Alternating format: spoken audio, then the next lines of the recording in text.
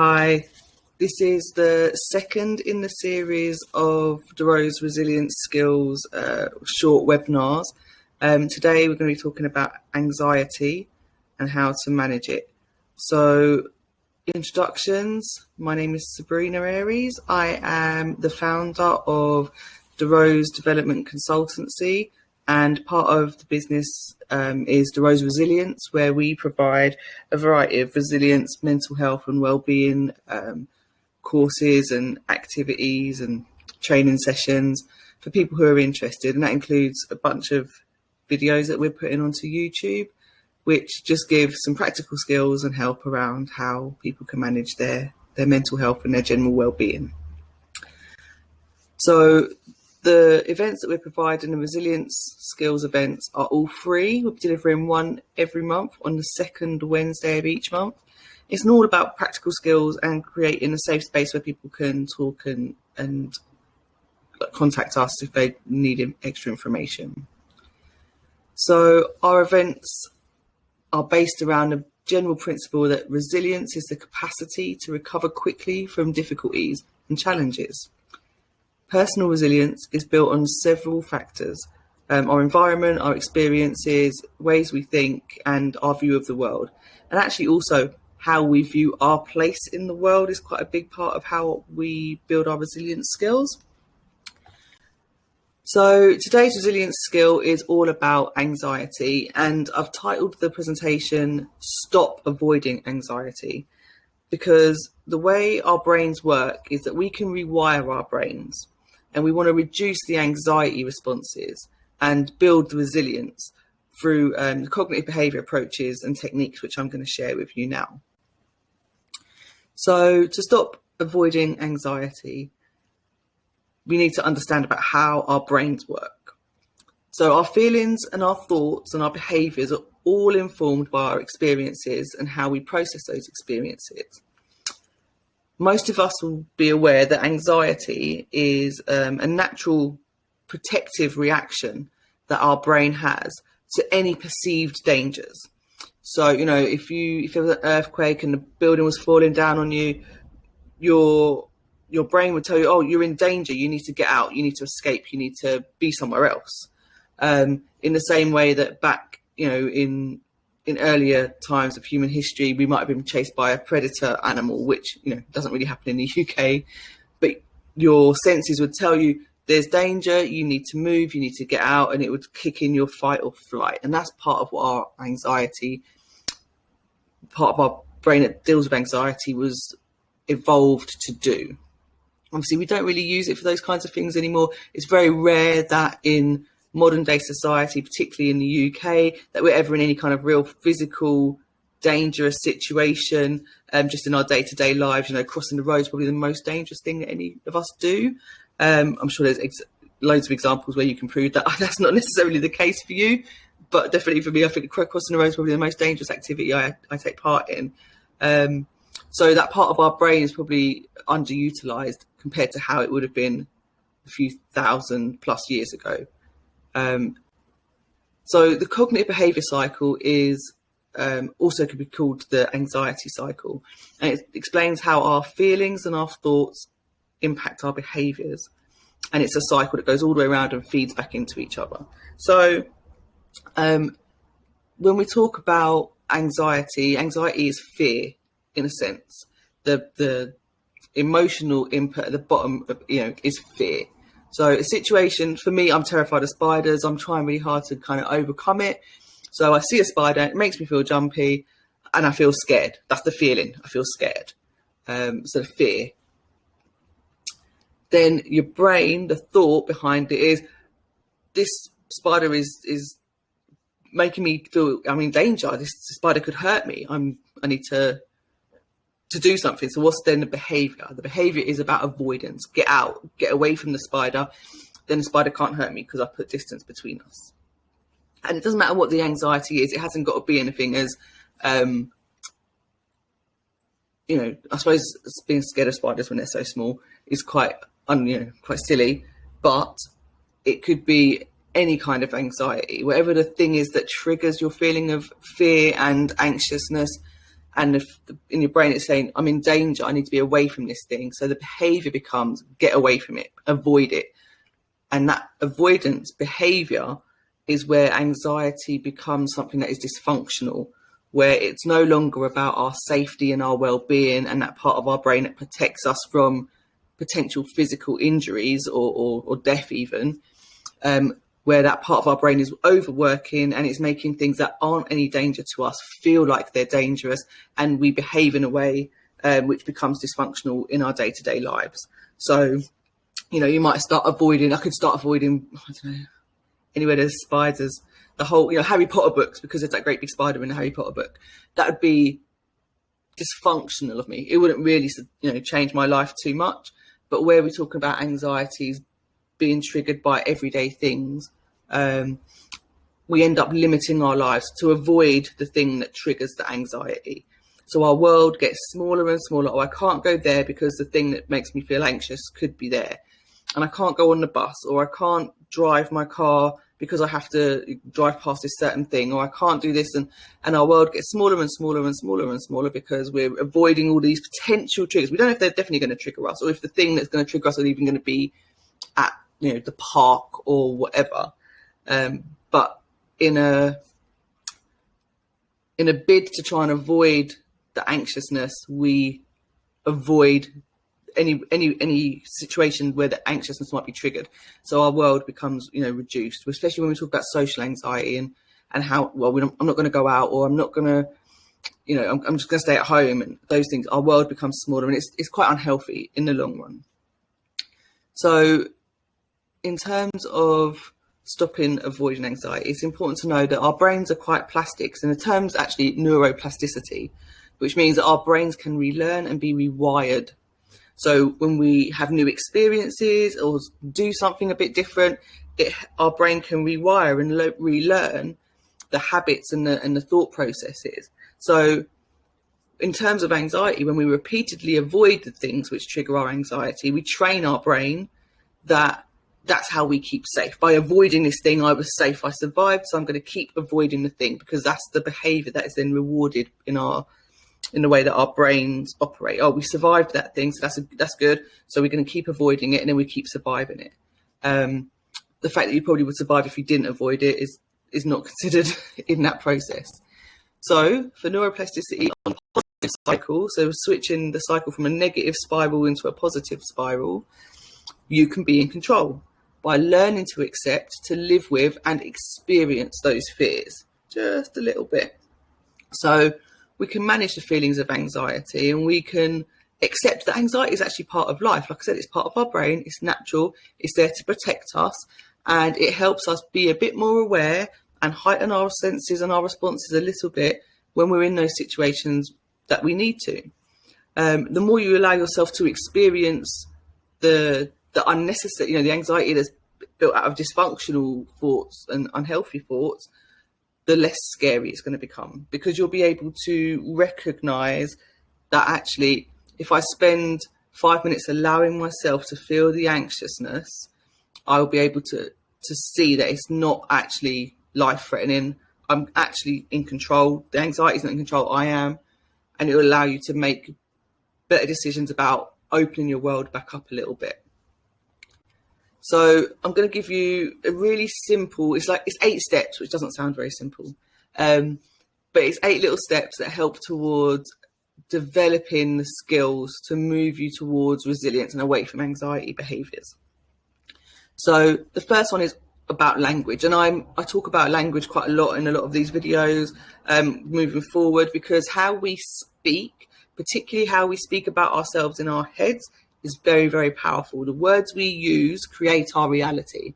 If I say, I can't handle it, the anxiety is too much, I can't handle it, and that's my mantra in my head, then that's true. I can't handle it. I've told myself I can't handle it, therefore it makes it really hard to try to then overcome the thing I say to myself in my head. So by changing our language and go, I know it's going to be really challenging, but I'm pretty sure I can do it. It really changes the way that your psychology and your physiology, because your body reacts to what your brain's telling it.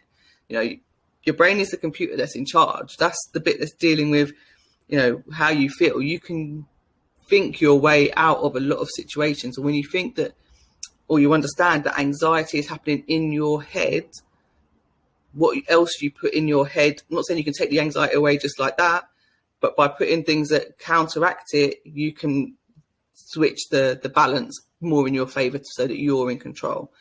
And changing the language we use around anxiety is a really, really positive way to start moving in that direction. So take the I can'ts out and all of those kind of negatives and go, I know it's going to be difficult, it's going to be challenging, it's going to be hard, but I can do it. And as part of an affirmation that I encourage people to use quite often, when you consider the worst day you've survived, so whatever that might be, it might have been losing somebody, a loved one, it might have been, a tragedy, an injury, something that's been, it's probably worse than what you're feeling today, because today's just an everyday day. So if you've survived that stressful thing in your history, today is not anywhere near as stressful as that on a scale of 1 to 10. So if you can get through that challenging day and still be a survivor, you can definitely get through this day. So by changing your language and changing your thought process, hopefully we can move you in the right direction to overcome your anxiety and stop avoiding it. So step 2 is about meditation. I know people talk about meditation and mindfulness a lot, and it's really, really taken off recently, which is great. But the important part of meditation and mindfulness is that you use them regularly. Don't wait until you're in a panic attack situation to start using it. It won't work for you the same way. And then you'll think, oh, that's rubbish, I'm not going to try that again. You need to meditate regularly. I would suggest daily, even if it's just for 5 minutes. Find 5 minutes in the day where you can do some mindfulness exercises, do some meditation, and just practice getting your breathing and all of those things in control for yourself, so that when the anxiousness creeps up on you or a situation happens where you're triggered, you've got those skills and you've been practicing those skills without having that stress, so that you can do it quite naturally and quite comfortably and quite easily, and manage the panic. So yeah, meditation and mindfulness, most effective when you practice them on a regular basis. Step 3, it's about writing it down and reflecting. So I'm a big supporter of journaling. I think having your little journal book around so you can make notes and reflect and consider what actions worked for you, what actions didn't work for you. It helps you develop a plan. You're not trying to remember everything in your head, because that can be quite overwhelming. So going through a reflective process that allows you to consider and review the journey you're going on to address your anxiety and move away from anxiousness into resilience. Step 4 is about reframing your thinking. So very much linked to step 1, where we're talking about changing our language, we change our thinking. So we teach in our brain, the whole point of neuroplasticity and the cognitive behaviour work is about reprogramming our brains to think in a way that is much more beneficial, much more healthy for our well-being and our life choices. So becoming aware of your negative thought cycles and helping you to redirect them in the better, more healthy scenario. So depending on what your triggers might be, if you've got a situation coming up that you know is likely to cause your triggers to be triggered, the process is actually to go, okay, so how can I think differently? So we sort of cycle, the cognitive behaviour cycle. The feeling of feeling scared, you recognise, oh, I've got that feeling that the anxiousness is creeping up. I'm feeling the fear. Instead of saying, no, I'm in danger, because you're not in danger, the chances are the thought needs to change to be, am I in danger? How can I manage this better? And if you need to put some coping strategies in, if you need to do a mindfulness exercise, if you need to take somebody with you because you're not comfortable going somewhere, wherever it is, on your own, you can put those things in place. But really, it's about having that thought that says, this is not a life and death situation. So how can I think a little bit differently to make it feel less stressful, and then allow yourself to experience it for a short while. So take those cycles, the negative cycles, and see if there's ways that you can adapt your thinking by adapting the language a little bit and come with a better result. Step 5 is about doing one small thing every day, which it links to the journaling and writing things down. If you write down your fears, you can write down a little plan of tiny, small steps, how to move from where you're anxious about things a lot and it's quite overwhelming anxiousness, to taking one little step each day, one action, one movement, one little bit of progress. And as you can tick those bits off as you move down your list, you will automatically feel that you're achieving it, and the anxiety will reduce, because the more you face it, the less power it has. So I spoke to a lady recently who through COVID and because of her physical health conditions, she doesn't actually leave her house. She needs to be moving around to help with her condition. She needs to go for a walk just around the block. But because of COVID and she's a little bit unstable on her feet because she's not been moving around as much as she ought to have been, she's quite nervous about doing it. So I said, okay, I'll just, day one, walk to the end of your path and back. If you do that maybe 2 or 3 times a day and you feel quite confident doing that, then you can start stretching it out to the next, whatever the next marker is in your street. Or so it's about having those little bite-sized chunks that just show you and help you rewire your brain to go, the thing that's making me really anxious, actually I've tackled like 3% of it and I'm okay. So then maybe next time I can tackle 10% of it. And that's how you move. I know logic is not always the thing that combats anxiety, but by changing the habit and doing that little bit of change, that little bit of moving in the right direction, eventually it will build up into removing the anxiety, or at least taking it so you're the person in control. And it might sneak up on you sometimes, but you've got the tactics and the strategies to be able to switch it back and put yourself back on top. So step 6, and I've split 6 into 2 parts. So step 6 is about allowing yourself to experience that anxiety. So you have all your little activities listed on, from step 5. And as you go down out the front door and walk down the path, you do feel anxious, and it feels quite overwhelming as you try and go out of the door. But what we need to do is kind of stay with that fear and allow ourselves to experience it. Because when you face it, you take away its power. And like I was just saying, it puts you back in control. So part 2, or 6B in our simple steps, is about scoring our anxiousness. So if you start at the front door to go and walk down the path and your anxiousness is 10, because you're so anxious you can hardly breathe, give yourself a minute, catch your breath, use your mindfulness and your meditation. But take that step outside the door, because by the time you get to the end of the path, the chances are your anxiousness would have dropped all the way down to something that's much more manageable, much more, something that you can just score with maybe 4, that you can actually go, okay, yeah, I've got through. And that initial part is always so much worse. Once you're out there breathing the fresh air and having a look around, it will feel much easier each step. And that's a big part of it, is making that score, whether you do it in your head, and just trying to remember what it is, or whether you use your journal and write down what your anxiousness scores are as you allow yourself to process and actually face those fears.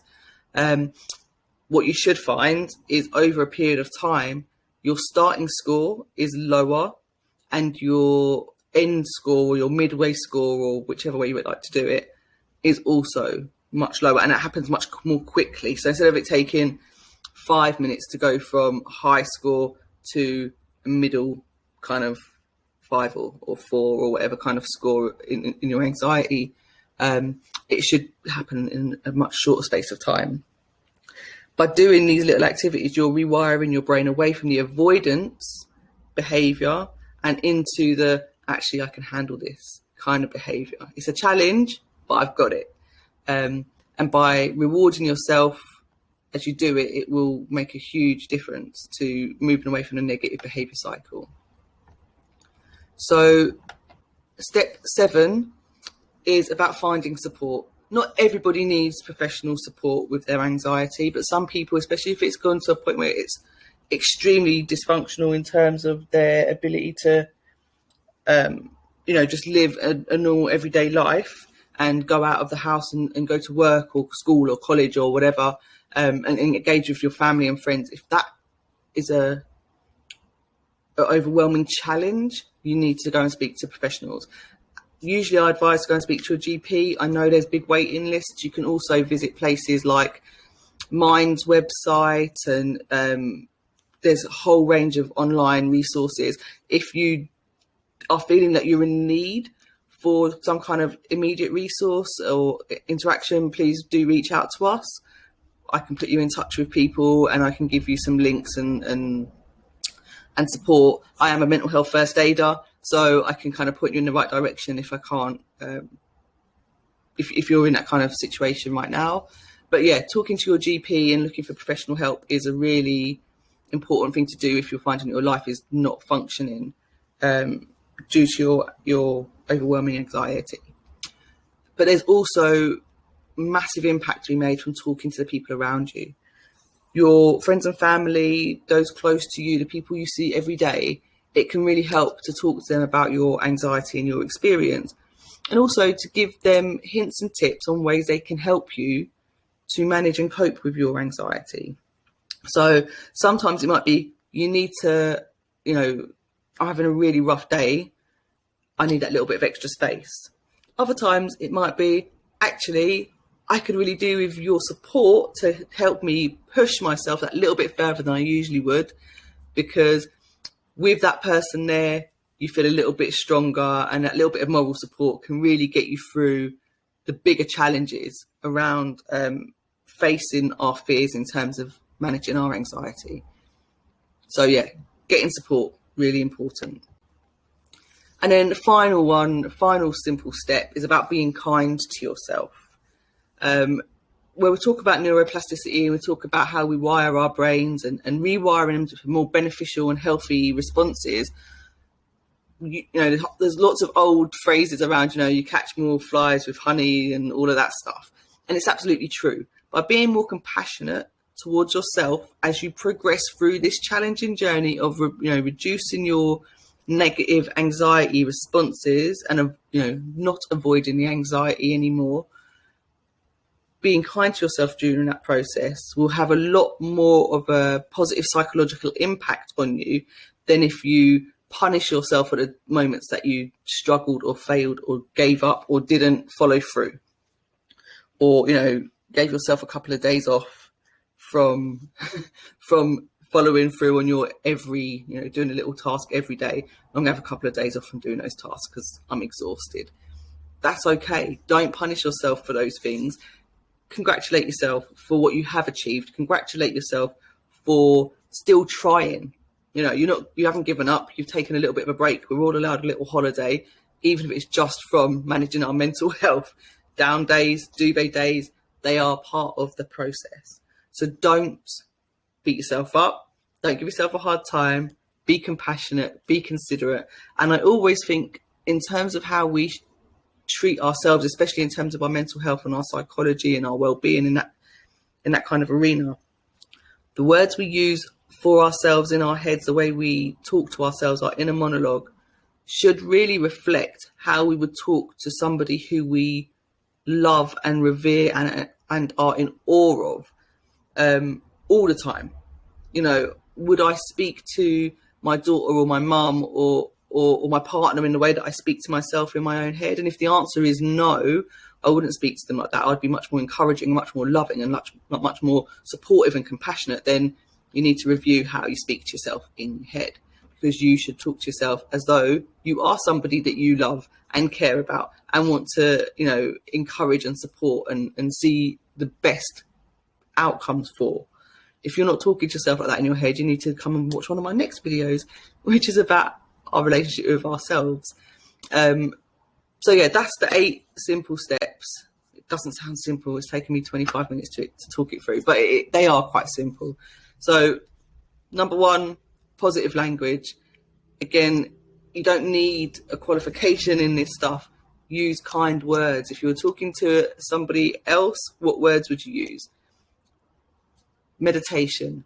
Meditation works best when it is a regular practice that you build into your daily routine. Meditate, even if it's just for 5 minutes, because by doing it regularly, you get the hang of it, so that when you are in a stressful situation and your anxiety is creeping up, you can call on that skill because you've been building it behind the scenes in preparation, and you can manage your anxiety attack before it kicks in and becomes a crisis moment. Then we talk about reflection. Reflection, I'm a reflective practitioner. Being reflective and looking back at how we deal with things and what works and what doesn't work, and improving the process so that it works specifically for you, for your personal needs and your personal experience. Really, really powerful way to help you gauge how to manage your personal anxiety. Reframing links very much to number one with positive language, by reframing the way we think, instead of feeling like we're in danger and feeling like we can't, and feeling all of those negative language that we're going to take out of our vocabulary. We've reframed the thinking around, I'm up for the challenge, I've got through worse things, I can do this. So the reframe, and a lot of the videos I'm going to share will include an aspect of reflection and reframing, because they are two really key parts of how we use cognitive behaviour approaches to move our behaviours and our thoughts and our emotional intelligence back into a healthier cycle. And then taking small actions. Anything we try and learn is much easier to learn in bite-sized chunks, and this is just another way that we learn. We're going to learn to train our brain to think differently and move away from anxiety thinking and anxiety responses. It's a learning process, and we do it in small steps, one small action each day towards that bigger goal. Number 6, face your fear. Sounds terrifying. Big hairy legged spider looming over me, not something I really want to face, but understanding that by being around it, even in a small sense, can help us overcome where the anxiety is making us dysfunctional and stopping us from living our life to the fullest. We need to face that fear and be able to really take control of our lives back. And like I said, little steps towards that greater goal. Number 7, get support. There are people out here who have experienced what you're experiencing. You are not alone. There are a lot of professionals who are able to help. There are also a lot of people from your local community or online communities who are comfortable, trained, and willing to support you in terms of managing your anxiety. And to give you tips and hints, talking to other people who have been through similar experiences can be really beneficial when we're talking about any kind of health issue, whether it's mental, physical, or just, the emotional challenges of everything that's been going on in the world in recent times. So reach out, get support. And then finally, be kind to yourself. It really, really, really is a journey. And the kinder you are to yourself, actually, the quicker you get to the end result. By being genuinely compassionate and thoughtful and giving yourself the respect and encouragement that you need to get you to the end, it's going to have a massive impact. So that's the 8 steps for avoiding, to stop avoiding your anxiety and help you move into a more healthy way of living. We really would appreciate feedback from anyone and everyone who watches these first few videos that we're sharing. It helps us make sure that we are providing service that is useful to people, and that, does this little 8-step session, does it help you? Did you have better ideas? Was there some way you would tweak it to make it more beneficial? We'd love to hear from you. It really helps us build our services and make sure that our service users get the best out of what we share. So our next session is going to be Wednesday, the 11th of August, and that'll be at 4 p.m. The plan is to have every second Wednesday of the month will be the release date. I generally will try to deliver these live, but it's not always possible depending on my other commitments. So this is a pre-recorded one. I'm hoping that one in August will be a live one, and I might even do a question and answer at the end. So join us. There will be a link sent out by email for you to sign up for the next event and for you to give us the feedback that we're requesting. And that's it from me. So thank you very much for listening. I really appreciate it. And I look forward to hearing your feedback. Take care.